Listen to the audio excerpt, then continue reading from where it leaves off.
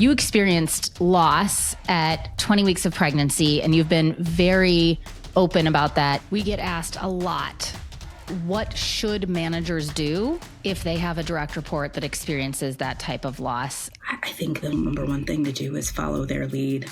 Hopefully you've built up enough of a relationship, enough psychological safety and trust between you before something horrible like that happens, to where your report knows that they can share what's going on and share what they need from you. And if you're unsure, ask.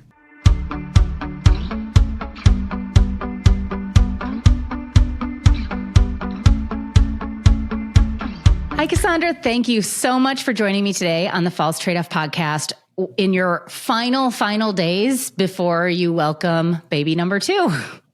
Thanks, Allison. No, thank you so much for having me. I'm excited to be here. I think the first time you came into my sphere of influence was when you joined Hiba Yusuf's HR therapy. Almost a year ago. And it was so great. I loved it. And then that's when I started following you and liking and loving everything that Parentally does. I was going to say, I feel like I know you as a LinkedIn friend, in quotes. We see each other on LinkedIn all the time. And so when Jenna said, we're bringing her on the podcast, and by the way, we got to make this happen like right now because she's already started her parental leave, even though she hasn't given birth yet. I was like, great, let's make it happen. Why don't we don't usually start our podcast this way, but I am going to start it with you. I would love for you to give a really quick overview of your career trajectory, because you did make some big pivots. And I'm also curious what role parenthood or the desire to be a parent played in that big change from your first sort of career into your second. Ooh, yeah. Okay. So just the general trajectory of my career went from spy to employee experience in tech. So I started off totally normal, really common career trajectory. I started off at the CIA when I was 22 years old, and I spent 8 years there as a chief support. So they would do everything from HR to finance to security to logistics to making sure that, the base has food and people can come and go on helicopters, and interacting with embassy personnel and interacting with foreign personnel, literally the whole thing. And also running the office. So I used to say I'm keeping the lights on and keeping people alive. Right. I spent 8 years there before making a 180 into tech, where I have been for another 8 years. And parenthood, so along the way, I've made a couple of career pivots. That big one from the CIA to tech was probably the biggest one. I wasn't a parent at the time. I was 30, and I was looking ahead at my life and looking at the other women role models around me and seeing a pattern that in order to succeed in that business as a woman, you likely were going to spend a career working your butt off, make it to the top, and have no one at home to welcome you when you come home. To have no family, no kids, maybe even have a dog, but that was hard because our lives were booked in 1 to 3 year increments, 1 to 3 years out. And so it made it really hard for particularly women to settle down and find their people and build a family.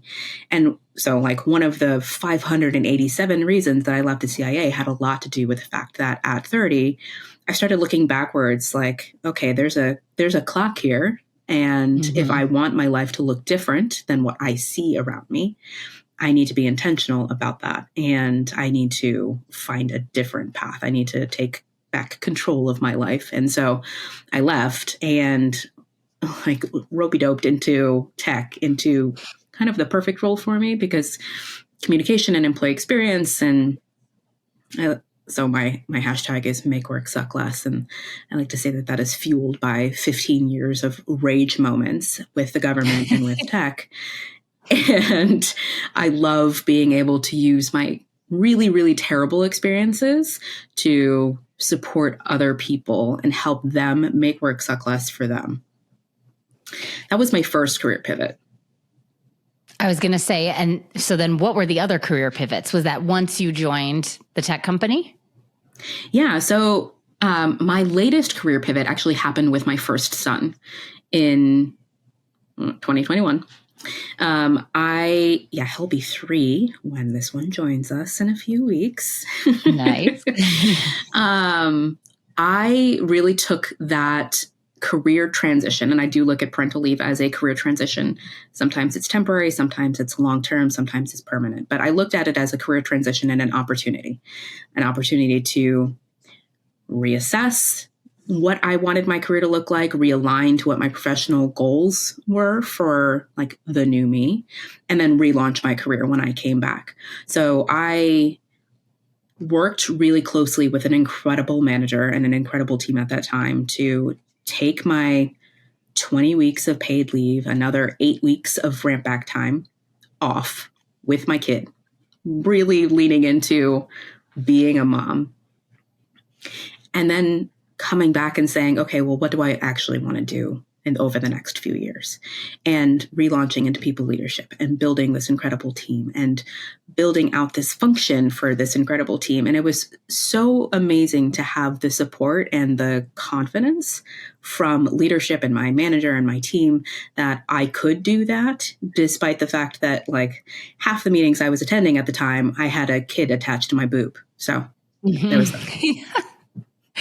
Yeah, we hear this so often that people are able to make really powerful pivots through parental leave. And I think there's this outside perspective that that's bad.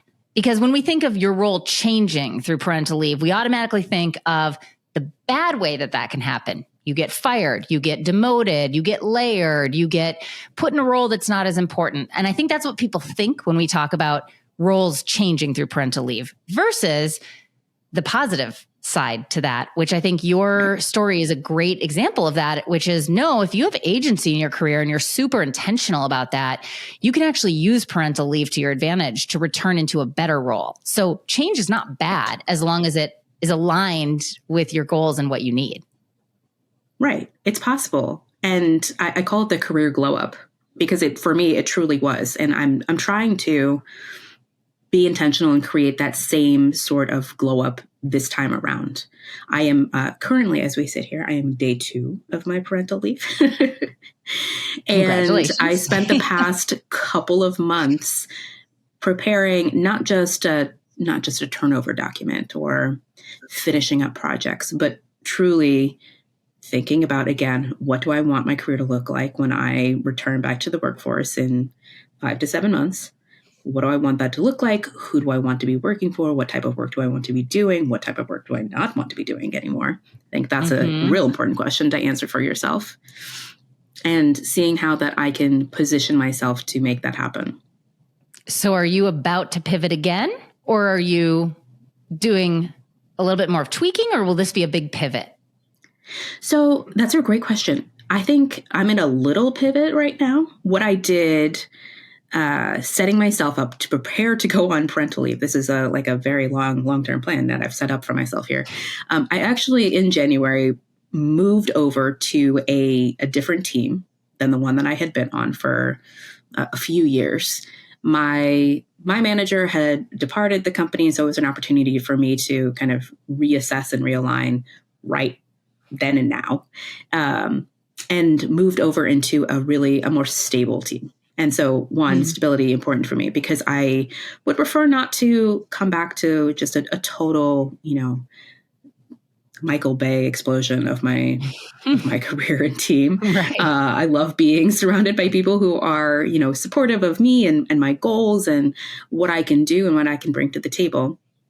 It was also an opportunity for me to really narrow my scope of focus for 2 months. I got 6 months of work done in 2 months on a very narrow scope program of something that I'm super excited about and that actually jazzes me up. It's something that I get to be creative in, and then turn it over. So there's nothing, I don't feel like there are things that are just going to, like, the ball is going to drop and while I'm out, and there's not going to be anyone there to take over for me. I think, like, I've set myself up so that if that's what I want to do, if I want to build that out when I go back, great. If it's not, also great.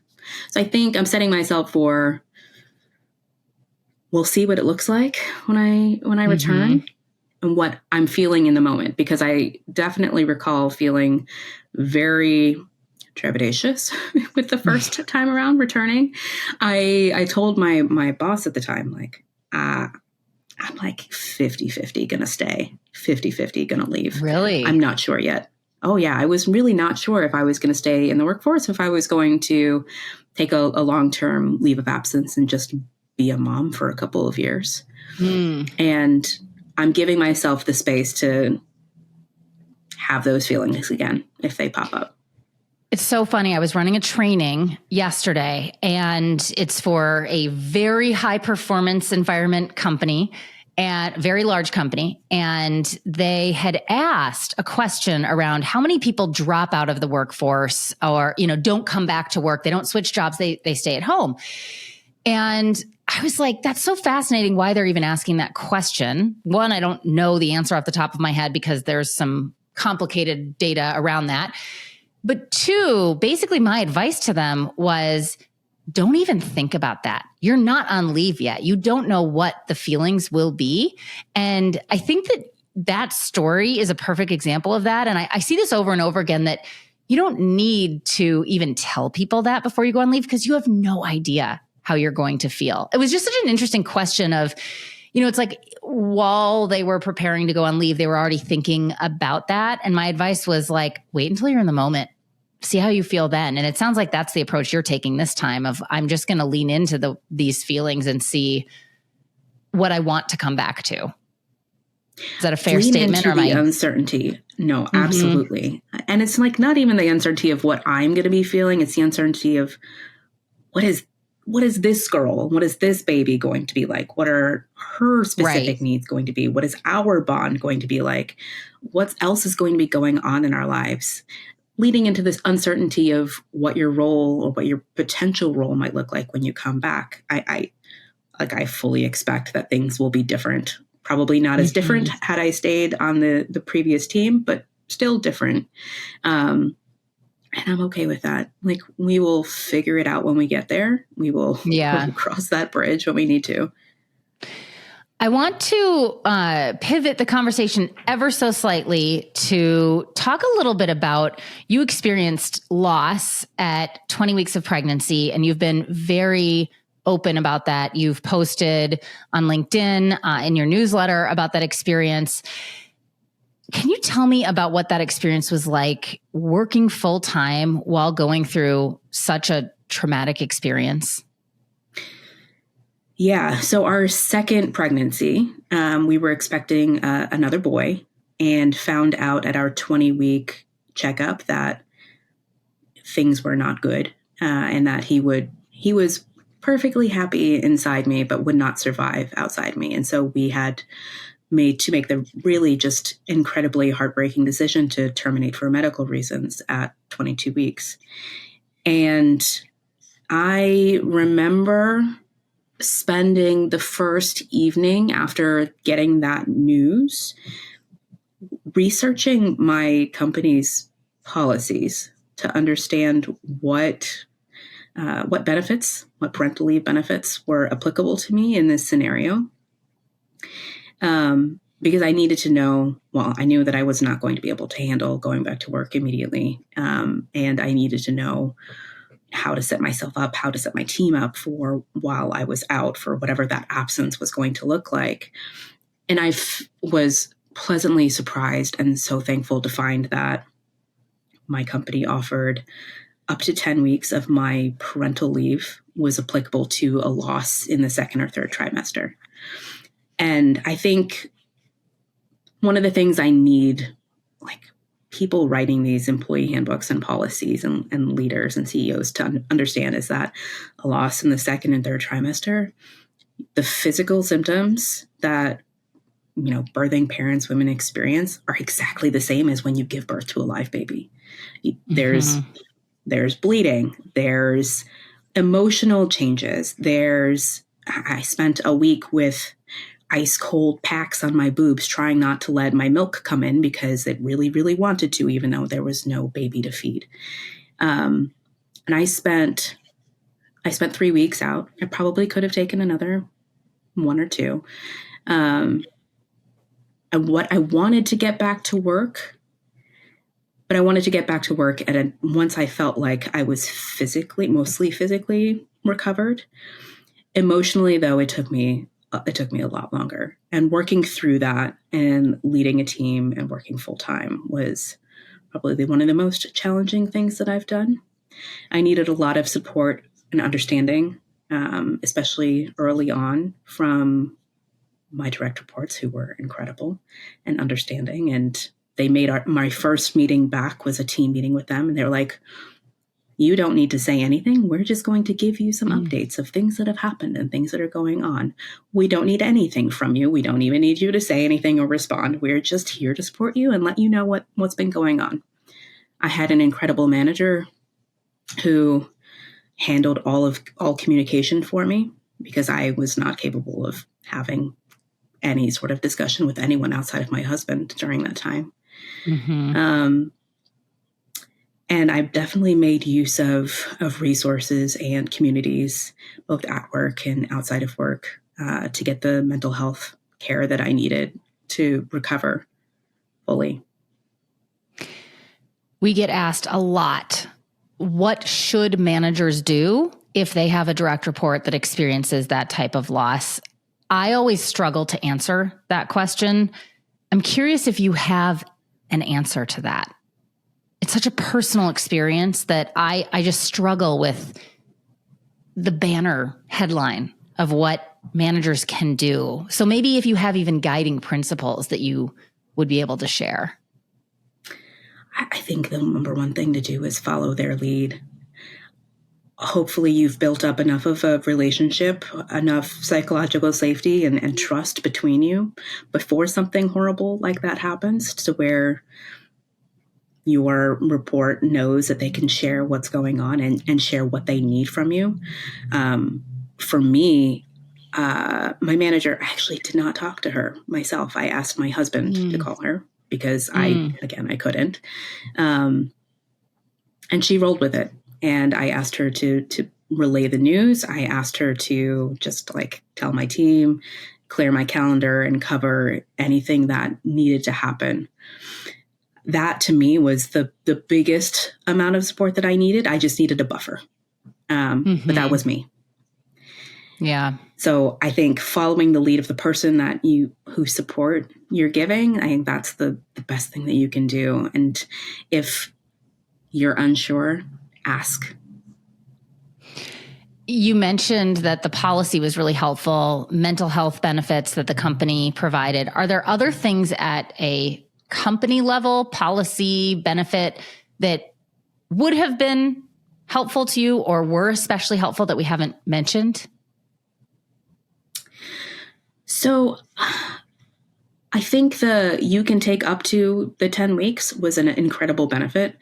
I would have personally benefited from someone telling me you should take somewhat closer to 4 to 6 weeks off.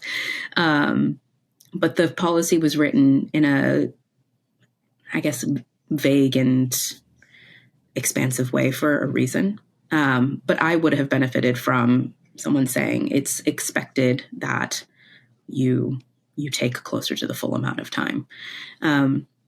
Because I felt a little bit of okay, well, when should I get back? Even though I want to get back, when should I get back? That's a really good point. I have a friend that went through a similar loss in her second trimester. And because of the work that I do, I was one of the first calls, and that was her question. She said, I'm allowed to take, I think it was 16 weeks, but what should I take? What is culturally acceptable?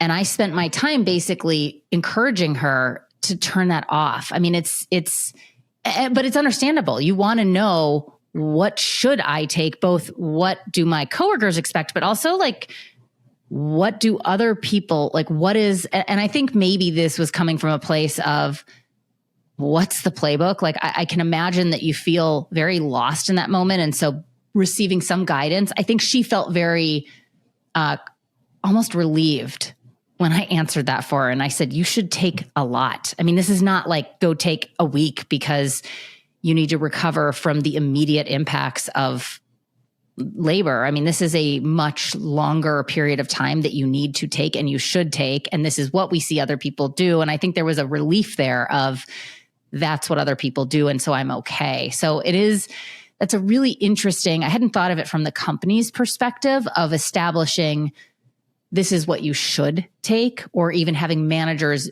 be really, I don't know. I think managers are oftentimes worried about saying the wrong thing. And so they almost default to listening, but that's a really good perspective to think about pushing a little bit on, you should take more time if that could be helpful. Yeah, I think for me, I was managing a team too. And, when you go out on parental leave like I am now, I had months to prepare.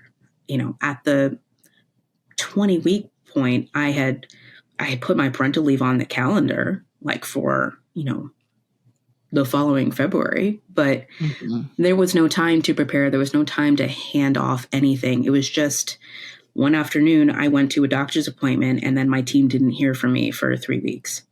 Right. But everything, they're fine, right? I think They're fine. That's what people struggle with, is thinking about others, right? When it's like, I think being able to give you the confidence in that moment of saying, we'll be fine. It's right? okay and to think about yourself. Time. Right. Exactly. Yes. Every once in a while. No. And thank you for sharing that, because I know that this is, it's a very personal experience. And, I do think that there's a lot of companies and managers want to be supportive, but they really don't know how. And I think it's a hard thing to say, here are the instructions. And so I think that even by hearing people talk about their experience, it is actually very helpful for managers, HR leaders to be able to hear that. Let's go back to this parental leave. I want to hear a little bit more about how you are planning for this parental leave differently than the first. I've read online, you've posted on LinkedIn about communication preferences, very different. Tell me more about what you're doing differently the second time around than you did with your first leave. Yeah, so I spent the past 2 months writing about preparing for parental leave, everything from like when to tell your manager and the pitfalls of an early share versus a later share, how to build a turnover plan, how to work in communications preferences into it, how to set yourself up for that career glow up that we were talking about earlier. The biggest difference that I am making this time around is setting myself up with clear defined boundaries. I had extremely clear, rigid boundaries the first time around. Like, I did not want to hear from work at all. I wanted nothing to do with it. I wanted to hear nothing. I wanted nothing. Like, my manager, she was great about it too. She was like, so we can have your compensation statement, that's going to come in while you're out. And I was like, I don't care. So, like, save it till August. Wow, good for you. I don't want to know. I don't want to know. So I came back after 5 months out, and, I got my compensation statement. We reviewed my annual performance feedback, as well as I learned that the team had gone through just an incredible organizational shift, new name, new scope, a couple VP changes while I'd been gone. Just everything was different. My role was different. It was like coming back to a new company. This time around, the communication preferences, they still have clear boundaries about who I want to hear from, my direct manager, what I want to hear about. So I want to know about any big org changes or leadership changes on the team. I do want to get a snapshot of what my compensation is going to look like. That feels important right now to me. and how I want to hear from it. Like, I am not checking my work email. So, I handed over my my personal email and said, if you'd like to send over any documents that you need me to review related to, comp or performance or whatever, feel free to email them over to my personal email. I will not be doing any work video screens. Like, we can FaceTime. Right. And so we're going to FaceTime once a month. And I just said, like, I want to FaceTime once a month. We can schedule it on the calendar. If things need to shift, they need to shift. That's okay. But I'd like to hear, like, how's the team doing? Is there any big news to share? But, like, I don't want to hear about the drama, anything that's going to resolve itself by the time I'd come back anyway. Any programs or projects that I was running, I don't care, because I can't do anything about it while I'm gone. Yeah. It's all going to look very different by the time I walk it back in. So I don't want to waste the mental space of worrying about little things that ultimately don't matter at the end of the day. So funny, because there are quite a few large companies that enact these policies of zero communication. And one of the things that we found in our work is the social and emotional connection. Many people actually really like and want that. And so I think we oftentimes forget about that. Like, you're making me think back to my first parental leave, where I was in a really stressful scenario. And I said, luckily, I knew nothing about parental leave. This was way before I started Parentally, but I told them, I want to catch up. Like, I want you to come and meet the baby. I want all of these things, but I told them, I do not want to hear a single thing about the drama. Exactly what you're saying. Because I'm like, I can't go there. It's too stressful. I don't even want to hear about it. But it was wonderful to have them come to my apartment at the time, meet the baby, and having that level of communication and having them know what things were fun for me to hear about versus work, which I wanted nothing to do with, was really helpful. And so I feel bad sometimes for people who work at places where they expect, we're not even allowed to talk. Well, no, if you have a really good relationship, if it is a friendly relationship, if you think that would be fun. But again, it's kind of like the same advice of following the lead of the parent who's going on leave, right? Right, exactly. I know I'm like pulling for them to travel to DC so that, I can swing by in an office with the baby and show her off, or have my team over for dinner. I'm totally happy to host dinner at my house. Like, here, someone watch after the 3-year-old. Yeah. Someone hold the baby. I will pour the wine. We're going to have a good time, but I don't want to hear about work. Yeah. You have direct reports still. Not correct? Right now. Not right now. Okay. Because I was going to ask you, that's a whole other animal that we do not have time to get into, is how you plan for parental leave when you have direct reports. Does that feel good that you aren't worried? You don't have to worry about that this time around, because you did have direct reports the first time, right? I had direct reports when I came back. I built the team after I came back. Exactly. So if I had maintained that team over the past year, what I would have done was I would have had to find a new caregiver manager for them and hand over all of that performance. Yeah, that's a whole other set of work stream that you need to think about. Yeah. Okay. We are getting to the end of our time. I want to end on a very positive note. We've kind of covered all of this, but if you had to say the best thing you did to prepare for your parental leave the first time and the best thing you've done this time, what would those be? Oh my goodness. The best thing I did all the times was tell my manager first when I was pregnant. Like, she was the second person to find out all 3 times. So real early on. Wow.